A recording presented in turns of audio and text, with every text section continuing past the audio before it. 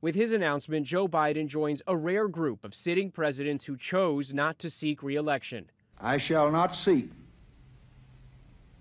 and I will not accept the nomination of my party for another term as your president. 56 years ago, President Lyndon Johnson announced he would not run for a second term amid the increasingly unpopular war in Vietnam and growing national unrest. Political violence. That year, we saw the assassinations of Martin Luther King and Bobby Kennedy. We've seen, of course, this year, the assassination attempt on President Trump's life. We saw divisions and discord and volatility in 1968. We're seeing that again this year. In 1952, despite leading the country through the end of World War II, Harry Truman also opted not to seek re-election. Entering the Korean War, among other unpopular decisions, left Truman facing the lowest job approval rating on record, just 22%.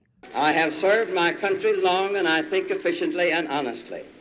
I shall not accept a renomination.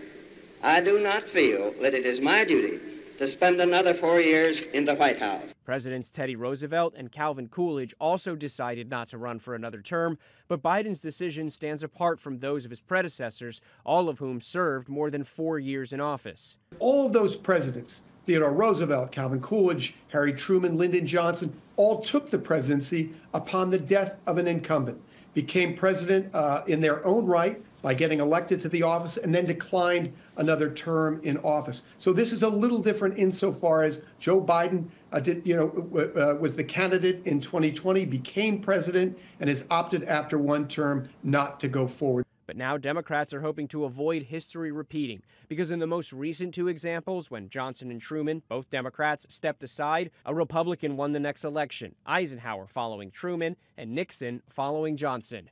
Andrew Dimbert, ABC News, New York.